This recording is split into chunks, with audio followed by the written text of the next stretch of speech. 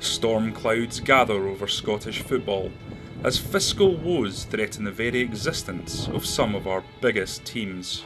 A financial crisis engulfs Rangers, the country's most successful club, and the team now languish in the game's third tier. And here at Hearts, the excesses of the Romanoff era have truly come home to roost. A 15-point penalty that will be levelled at the start of the season and administration mean that relegation surely beckons. As these two giants attempt to overcome the effects of financial mismanagement, other clubs stand perilously close to the abyss. The state of Scottish football at the moment is turbulence galore, financial problems galore. I met one SPL manager a couple of weeks ago who said to me, Graham, the game is dying on its arse. We're trying to play our way out of what is the worst time I have known. I've been doing this job for nearly 44 years. It's a troubled product and it needs a revolution.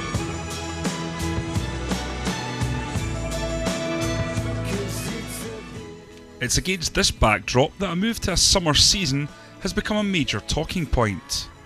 I visited Hampden Park, home of the Scottish Football Association, to hear their take on the debate. The change of season has been something that our president, Campbell Ogilvie, has been very interested in for a number of years, and it had never ever really been nailed down.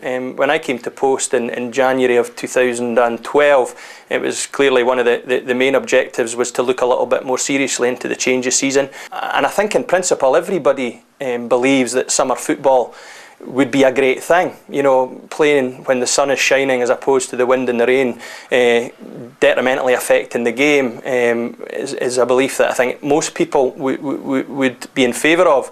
The problem are the factors associated with achieving that. It fundamentally affects the grassroots game, of which there are the ANA bodies, all our affiliated national associations, the Scottish Juniors, the Scottish Youths, the Welfare, the Women's, the Amateurs, the schools. And when you consider the implications of a changed season for all those bodies, it becomes a hugely complicated process. It was one of the aspects that I left my job at the SFA because of, that I felt I did not have the executive powers to be able to make changes that I wanted to make. I went into the job thinking that I'm chief executive, I'm going to make changes for the benefit of the Scottish game.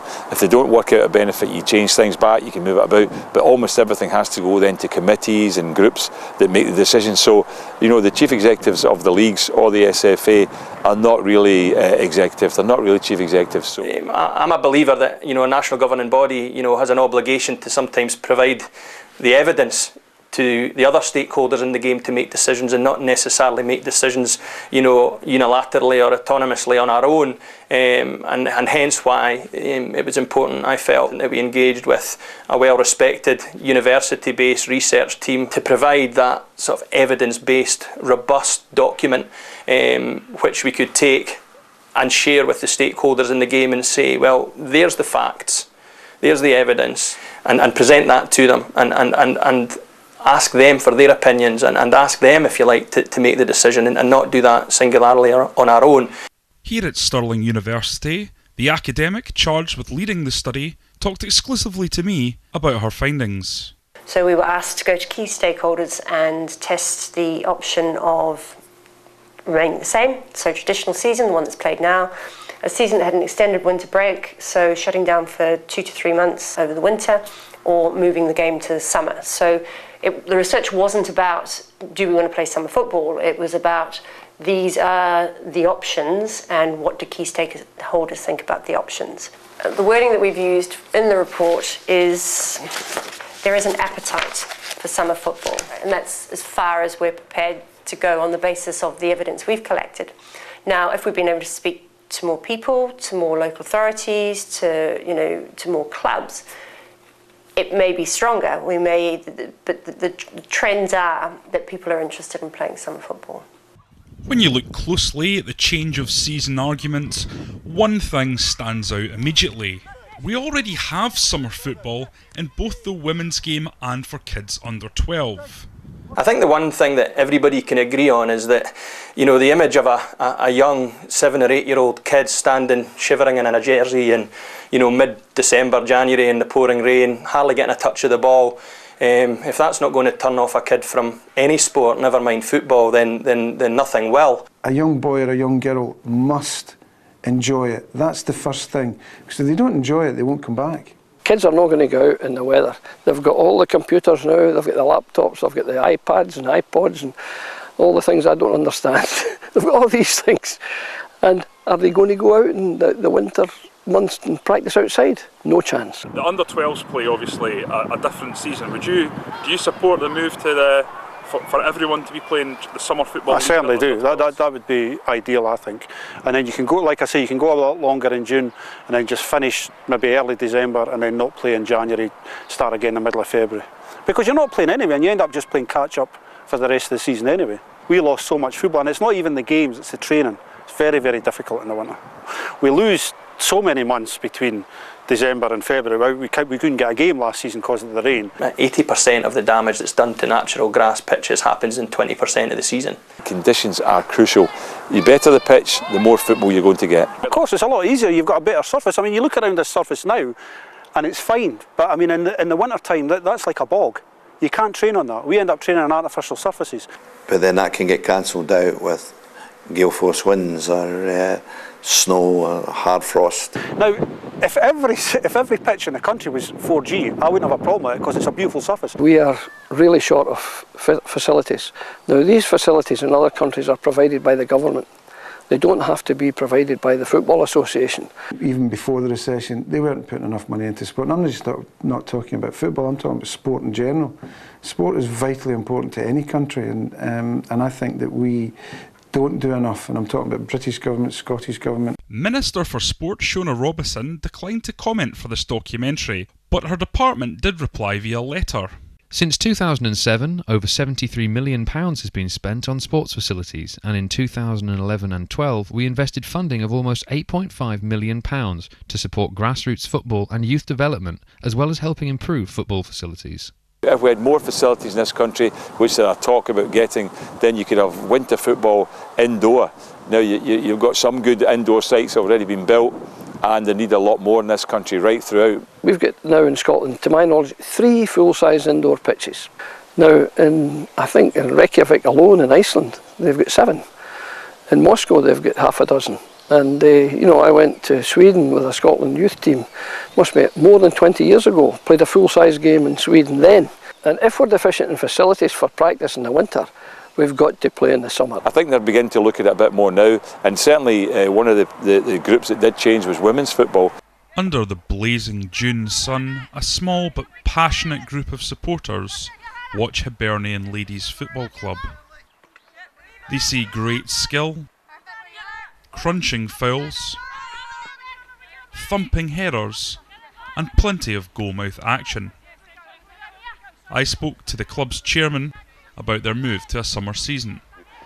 It was decided a couple of years ago that we'd move to summer football, and frankly there was no dissent whatsoever at the time from any of the clubs. They thought it was very sensible. I think it's gone really well. When it used to be the kind of winter game, a lot of games get called off and stuff like that. But at the start of the season we still had the same problem.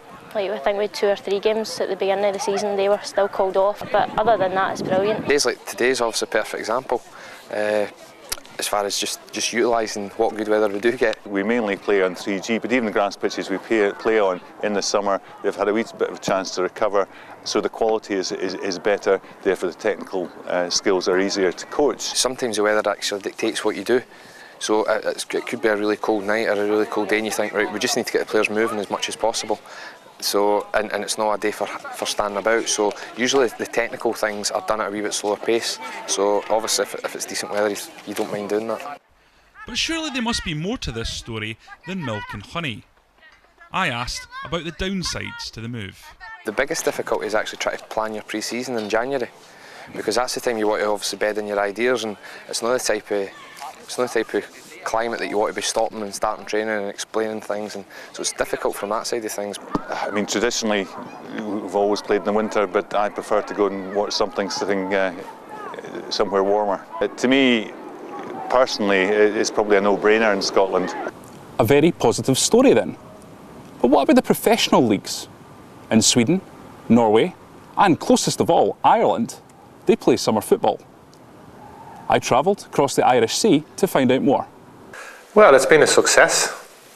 when you weigh up all the factors involved, and I suppose you look at the statistics around it. I mean, I suppose it's not just me saying that it's a success. We can see in the figures, and their UEFA coefficient has gone up. One of our teams is qualified for the group stages of the Europa League. Shamrock Rovers did a couple of years ago. And generally we have much better results in Europe. Our pitches are better. It suits more technical players. We can play a bit of football. Training conditions are better. The quality of play is improved. And it's a nice atmosphere to go to a match in a summer evening. Nice for families. And our crowds have improved and are holding their own at the moment. So a huge amount of positives. 10 years is a long time in football, so it's part of the kind of DNA now that the football is March to November. The main benefits are there is better football. I believe there's better crowds. The attendance side of things hasn't worked the way it would have. They're not getting the sort of numbers that they hoped. At one stage, the organisers of the league projected that they would treble the crowds in, I think, a 3 or a 5 year period. They came nowhere near to that. No matter what people say, other clubs, I know other clubs in the league say, oh no, there's not, but the proof is there that the crowds are better. Maybe some clubs' crowds aren't better because they're not doing as successful as they were, whatever, 10 years ago or different, but it's not because of summer football. Fans used to come out in the winter because they had nothing to do. They were sitting at home watching telly, so go down the road. Now it's difficult during the summer because most families go away in the summer, have the holidays. So again, it's difficult getting crowds in. The traditional kind of things will come up, holidays and stuff like that, but now in the kind of modern world, I don't think everyone takes the first 2 weeks in August off. There's a long history of problems in the League of Ireland, the kind of difficulties in terms of declining attendances from the heyday in the 50s and 60s. That was probably sparked initially by the introduction of the big match in ITV, which a lot of people here trace back to the origins of the declining attendances. Traditionally, football in Ireland was played on a Sunday afternoon. When ITV introduced that programme, immediately people had the option of staying home and watching British football instead. The difficulty we have, of course, we have one of the biggest leagues in the world, only less than 100 miles from where we're sitting now, and some of the biggest clubs in the world, Manchester United, Liverpool, Manchester City. So they attract a lot of people over every weekend, and it's an advantage having your games in the summer because for a good few months of that season we're not competing with that. Standing here at the ground of Bohemians, what strikes you is the dilapidated state of the stands and the standing areas behind me. It's like a throwback to 1980s Scottish football. But one thing that's striking amongst the rotten and the decay of the stadium is the beauty of the pitch behind me. It's absolutely pristine. In around 2000, 2001, there was a kind of feeling that this had to be addressed, something had to be done to arrest the decline. There was a report at the time that suggested an initial €20 million would have to be invested in grounds to bring them up to some sort of standard that would attract families, children, women back into grounds. Everyone really, other than the hardcore fans who'd put up with very, very poor facilities.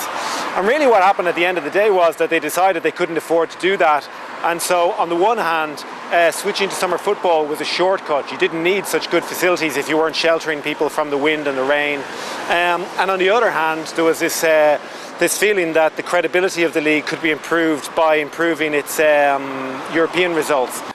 Playing in Europe when you're halfway in the middle of your season is a big advantage when you're playing other countries that are only starting up. We had a great run at Shells, beating Hajduk Split along the way, Reykjavik along the way, playing against Deportivo, 0-0 at home, and we got beaten over there 3-0. But it shows you that it does pay, dividends. I think, as compared with Scotland, if you take the old firm clubs out over the last 6, 8, 10 years, then Irish clubs have actually done better.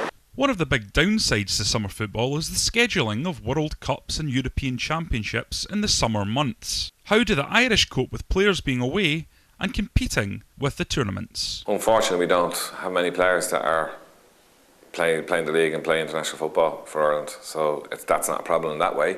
We have a bit of a break, and that gives people opportunity to organise themselves, and if people want to go to watch the World Cup or the Euros, then they can go. And we don't break for the whole lot. We normally break for the first qualifying rounds and then see what happens after that, where our fixtures will kick back in. I mean, they took a couple of weeks off, but they couldn't afford to take the whole month off. And so really what happened was the League of Ireland here went up against that tournament Not so much the Irish games. They didn't play, obviously, the League of Ireland games up against Ireland international matches. But you're still going up against, on some nights, who knows, Spain against Germany. I mean, in those sort of situations, the league games lose out pretty badly. Looking back, would you agree it was quite a bold decision for Irish football? I think it was. It was a courageous decision. Yeah, there was the traditionalists who were against it, and there was obviously the majority that felt, well, look, we've nothing to lose here. That things weren't going well. We weren't qualifying in Europe, and that we really needed to make a move. It will be a massive backward step. I don't think it will ever happen for the Premier League in the country, elite football in this country, to go back to winter football. The world has moved on massively in 10 years, and I think summer football for our league in this country is here to stay. The one thing that it's safe to say everyone in Ireland agreed upon was a massive improvement they saw in European results. A lucky draw saw me visit Easter Road Stadium in Edinburgh to visit a match that was to validate their opinions. Tonight, Hibs play Malmo in a UEFA Cup qualifying round tie. And I think it's very interesting because Malmo are from Sweden, where they play summer football. Malmo are top of their league in prime condition and looking forward to the tie, having had a 2-0 advantage from the first leg. Hibs, on the other hand, have just started their pre-season, are gelling as a team and need to acquire full fitness. It's going to be very interesting to see how the matchup goes. As 16,000 expectant Hibbies poured into the stadium, I spoke to a few fans about the game and the issues surrounding this clash between summer and winter playing teams. No, they're a lot fitter than us, and compared to the first leg, that stood out a mile. And I know, having played football myself, when you first start new season you can be fit, but the difference between physical fitness and match fitness. I think for the European hopes for the Scottish teams, they should start the season at least maybe 2 weeks earlier, because this is really Hibs' second proper game. How would you feel about Scotland moving to a summer calendar? Yeah, definitely. I can only see benefits from going to the summer. More competitive in Europe. I think we all love the New Year derby, and I think at the end of the day, probably our atmosphere around the grounds during the winter periods is fantastic, and I don't think we have any benefit from playing summer football. Well, when the weather's like this, it's certainly a bonus. That's not too bad. It saves us postponing games left, right and centre in December because of 2 foot of snow or pouring rain. It'd be fantastic because you'd be able to take the kids to more games and they'd enjoy them, because in the winter they didn't want to go because it's too cold. Inside the ground, a fervent atmosphere greets the teams as they kick off. Hibs start well and go close from a corner, but Malmo break quickly and score, sending their fans into raptures. The manager, Pat Fenlon, tries to readjust, but Malmo have clicked into top gear.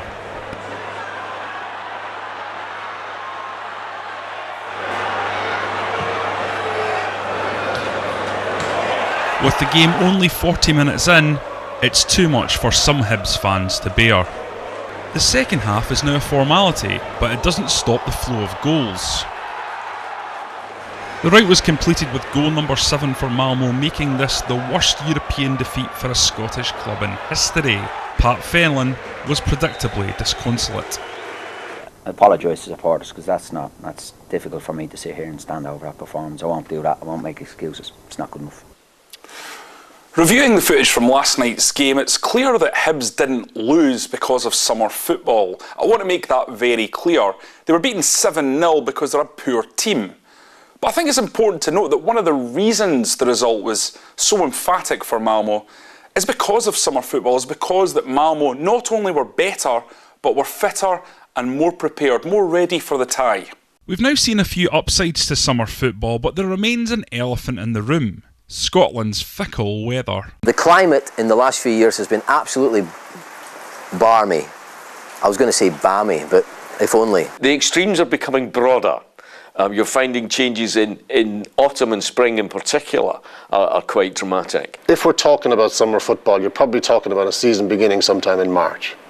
Now, at the end of March of this year, Scotland played Wales at Hampden, and they were the most foul conditions I can remember. It was Baltic cold. It was torrential rain. If you're going to start a season that weekend, it would be an unmitigated disaster. I think the difficulty is if you look at historic data, then you're only looking at the past. And the problem with climate change and all the other things that we're dealing with at the moment is that the past is becoming less and less of a good guide as to what the future will look like. I mean, last June, it was raining. Last July, pretty much raining. I think it picked up a bit in August. They're your summer months. You know, on the continent, they maybe have a summer. In Scotland, we cannot rely on a summer. We have evidence, despite the last 2 or 3 years of somewhat strange weather, that as a rule, considerably more matches are cancelled in November, January and February. I'm a March-November fan. I would go, from March to November, right through the summer, trying to take advantage of the better months. If you take that timescale alone and get rid of winter completely, and you started football at the beginning of March and finished at the end of November, then yes, I think it's almost inevitable you'd have less cancellations. Certainly due to snow, obviously. You'd have less cancellations due to frost. And what about the attendances? It's generally been thought that a switch to the summer game would see an improvement, but is that really the case? When the public are used to home comforts, they're not so keen in going and doing what they used to do.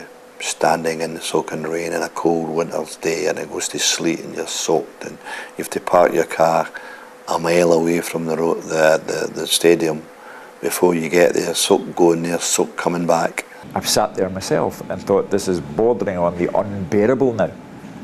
Not to say whether so bad it becomes a worry for older supporters sitting there. A lot of it you could say is common sense. You play there when the weather's good, people come to watch it. You can actually get it the other way. We're playing in the summer because it's a nice day. People maybe want to go to the beach, they want to go to a farm park, they want to go somewhere else because it's too nice to sit in a football stadium and watch football for an hour and a half. Football's all about the supporters, taking their families, their kids there. You've got to take for me personally, if I wasn't involved in football, I've got to take my son to a game. Sitting there in the summertime with shorts and t-shirt and watching the game in the sunshine, or going travelling in the snow or the bad conditions in the winter time. Over the Christmas period is probably your best crowds. So financially, the games at Boxing Day, and that's why obviously why the SPL fixture or the SPFL fixture list, they try and encapsulate as many games as clubs possibly can get during that Christmas and New Year period when everybody's off. That argument's not as robust as it used to be because people tend to take holidays all through the year now. They'll go at Christmas time, they'll go in the winter, they'll go Easter and they go in summer. So therefore I don't think that's the same issue as it maybe was 20, 25 years ago. A lot of people play golf and do bowling, and the bowling season and the golf season tends to run through the summer months to September. Now a lot of people will not buy season tickets or will not buy tickets for the first number of weeks in the season because it's the golf season.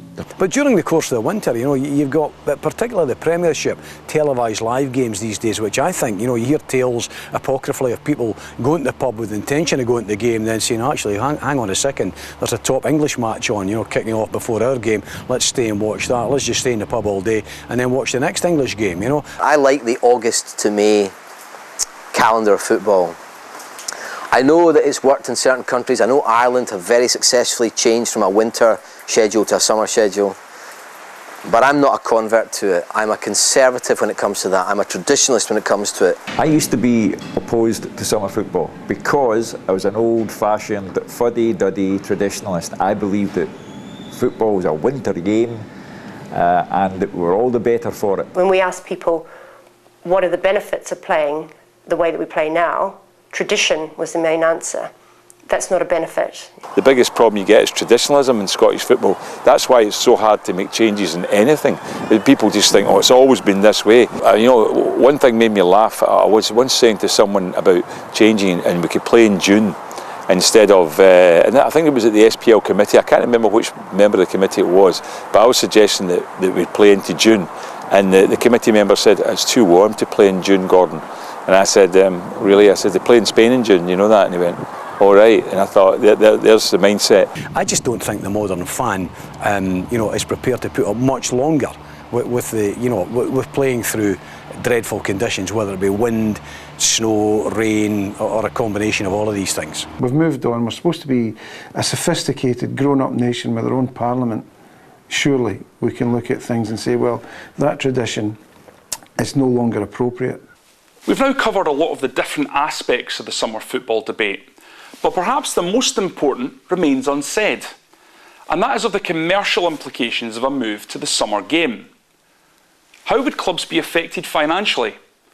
Would sponsors and Sky TV be as interested as they are now? Traditional winter football is acceptable to many sponsors and to people who put money into the game, because in the summertime they've got other interests. Playing through the summer at a professional level has commercial implications as well. You would be playing through World Cups and European Championships. And my argument about that is that'd be fine if we ever get to play any of them again. We're not qualifying for them, and maybe that's the reason we're not qualifying, because of our system. I think commercially, Sky might prick up their ears and go, all right, okay, we have a kind of a 2-month gap in the schedule here, desperately trying to fill it with football. An assumption is made that Sky Television would absorb Scottish football into its summer schedule because there was no English football. That's yet to be proved to be the case. Probably, in my opinion, their view would be leave it the way it is. I think they've probably got enough sport with other things going on in the summer. I suspect it would be commercially, it would bring in more money, but you'd have to do it first to find out. That's the way Sky operate, and that's a risk. It's clear that the debates surrounding change of season are very complex.